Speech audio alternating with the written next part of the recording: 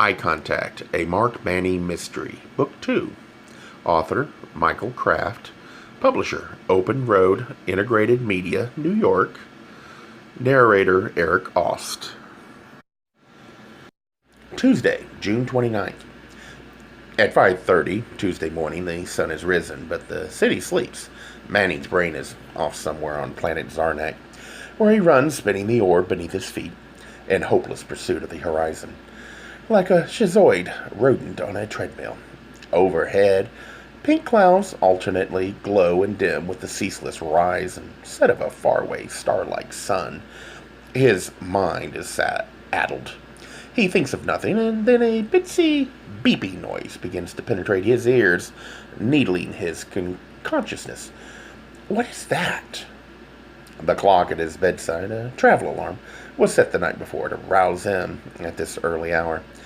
He didn't want to fuss with the clock radio, leaving it programmed to wake Neil later at their usual time, to the classical music of their usual station.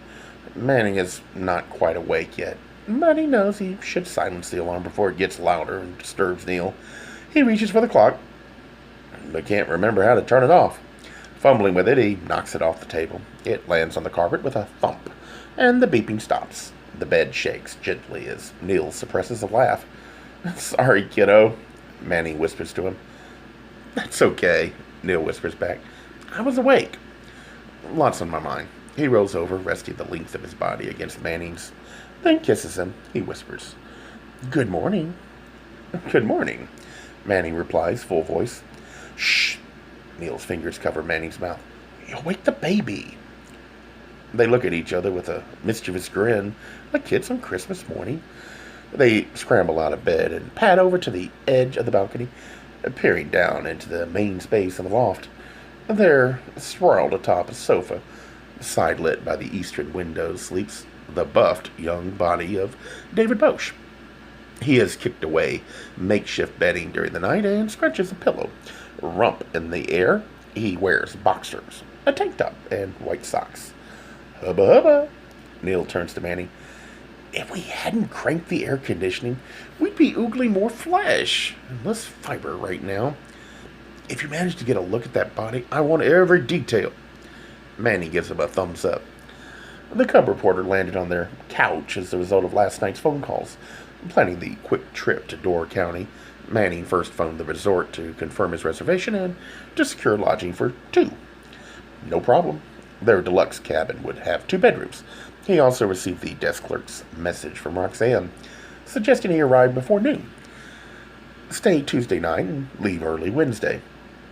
The drive takes about 5 hours, so he would need to get an early start. And then he phoned David. As Neil predicted, he was thrilled to be included, but lamented the need to rise so early. His apartment's air conditioning has been ineffective against the recent heat. It needs a fresh shot of Freon or whatever, so he hasn't been sleeping well. "I'll be a zombie in the morning." Neil proposed the obvious solution. If David spent the night at the loft, he'd sleep more comfortably, and he and Manning could get an early start together. So later that evening, duffel in hand, David Bosch arrived. The three talked while then Neil offered drinks. To Manning's relief, he didn't want a replay of David's party behavior. Their house guest responded, "Maybe just a nightcap. I want to be fresh tomorrow." And everyone was tucked in by 11. Now Neil tells Manning, "I'll get the coffee going." He throws on a bathrobe and heads down the stairs, then turns back adding, "You can get started in the bathroom. I'll wake the child." "Be nice." Manning wags a finger. "I have to work with that child." And he snatches his own robe, heading for the shower. Downstairs, Neil circles the sofa, drinking in different perspectives of David's repose, even flumped there in his underwear, face smooshed, limbs flailed. The kid personifies beauty, and he's no kid. He's 24. He's played the field. Neil leans over the back of the sofa. "David," he says gently. But David doesn't stir. Neil moves to the front of the sofa and squats there, almost stepping on David's glasses, which were set on the floor. Neil picks them up and examines them. Armani. Nice. Very nice. David's face is inches from Neil's. "David?" Still no response, so Neil shakes his shoulder. "David!" "Oh." David wakes with a start, bleary-eyed, disoriented by the surroundings. He struggles to focus on the man at his side, who is backlit by the big windows. Neil slips the glasses onto David's head, hooking them behind his ears. Neil's fingers stall long enough to fluff the hair on David's temples. "Good morning." As the whole room snaps into focus, David rolls onto his back. There's evidence of a morning erection in his boxers. Hi there, Neil. Hi there yourself. Time to get moving. Mark's in the shower already. Neil stands. Coffee? Sure. David sits up. He flexes his shoulders. Neil steps toward the kitchen, turning back to ask, "Cereal?" Sure. David stands stretching. God, what a sight. There's a bounce to Neil's step as he retreats to fix breakfast, a chore that he's wont to perform groggily at best. By 6:30, everyone is fed, dressed, and ready to go. Neil sits on a stool at the counter with a last cup of coffee, leafing through the journal. It's too early for him to leave for the office. He probably couldn't get into the building yet, but Manning and David are set to hit the road, their overnight baggage ready near the door. Manning carefully uncaps his Mont Blanc and writes a note for Neil. "Here's the phone number at the lodge," he tells him. "Car phone, cell phone, and pager too, so you won't need to look them up. Give me a call if there's anything I need to know. You may hear from Victor Utley anyway. I'll check in with you later tonight." Neil looks up from the paper with a get serious smirk. "You think I'll be here, holed up alone?" His tone is playful, with a menacing tone. Manning tells him, "You better be." He smiles. "No, have some fun. It's important to claim your own space now and then." "All right. I'll pee on all the furniture like a dog marking its turf." Manning musses Neil's hair. "You know what I mean." "I know what you mean. You're a wise man, Mr. Manning." Neil rises, caps Manning's pen for him, and slips it into his pocket. Then he wraps his arms around Manning's waist, preparing for a proper goodbye. He tells David, who is standing by the door, "You can watch, but don't blush." David covers his eyes with one hand, feigning exaggerated discretion while sneaking an obvious peek from the crack between his fingers. He witnesses a kiss that is a routine, daily gesture, not passionate, but clearly loving. He has seen men kiss before. He's kissed a few himself, but never in a context of such domesticated happiness. This is a home, he tells himself. He has slept under their roof. For the very reasons that the kiss is unremarkable, it is remarkable to David. His self-outing, that is, his recognition and ultimate acceptance of his own gayness, has not yet progressed to the stage of openness with others. Unless, of course, the vino has worked its veritas. His gayness, then, is still an exclusively sexual identity, and he cannot yet imagine a life, a normal, non-secretive, loving, workaday life with another man. And in witnessing this kiss, which is evidence that such relationships can and do exist, he learns in a flash that men need not always love with their dicks. He is stunned by this revelation. But then, he's only 24. "So," says Neil, returning to the newspaper, flipping a page, "you guys drive safely. Comfort, Roseanne? And stay out of trouble." He notices a new ad, another full pager placed by Victor Utley, heralding Professor Zarnick's momentous discovery. "No, don't worry," David tells Neil, hefting both his own bag and Manning's. "I'll take good care, Mark." Grinning out of control, Manning wags his fingers at Neil, a wordless parting gesture. Then he opens the door for David, following him into the hallway and down the elevator to the garage. Within minutes, the car with the two reporters whoops up the ramp to the expressway that will take them out of the city, heading north. Manning assumed they would have the road to themselves this early, so he's surprised to discover that the traffic is heavy. It's another muggy day, and even at this hour, heat rises in waves from the pavement.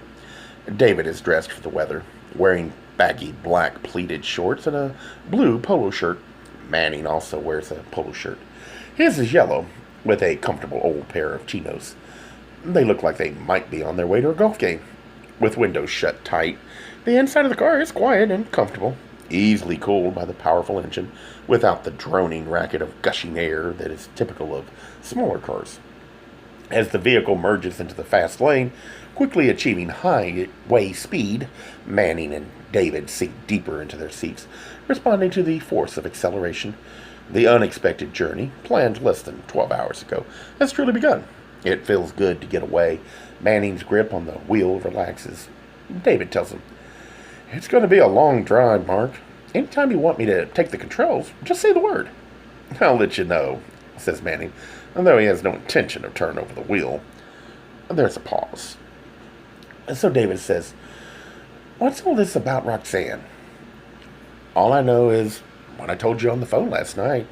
She's up there on vacation with her boss, Carl Crichton, who happens to be your current love interest, and he's been called away overnight.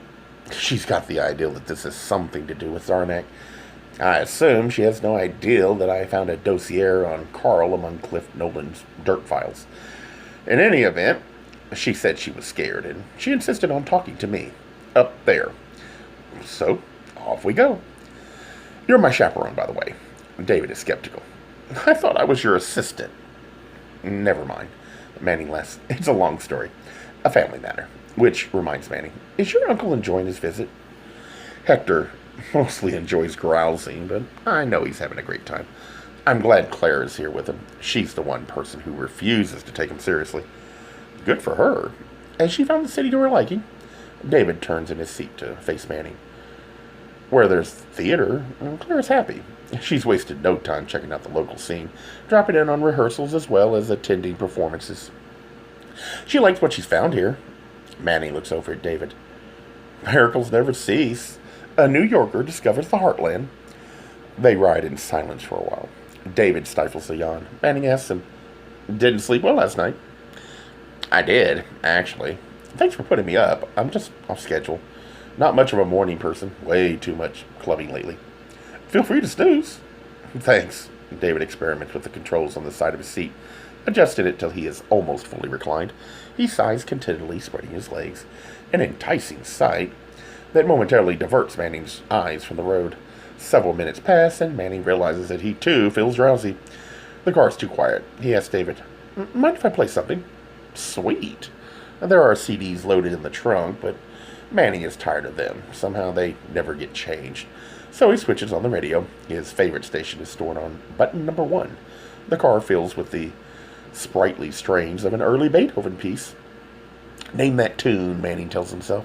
A challenge he's imposed upon himself since high school. It's the first piano concerto. Last movement. Piece of cake. He asks David. "Too loud?" The kid laughs. "That'll put me to sleep." Gay Mysteries audiobooks. I think it is easy to hate a label, but a face humanizes the word. So this effort is twofold. To offer comfort to those like myself that your world didn't end because you don't fit into the view of acceptable society on both sides. And in hopes of helping those with family that are LGBTQ, that it doesn't mean we are aliens from the child they once knew. Reassure them so they can maybe be supportive at the same time, being true to their values.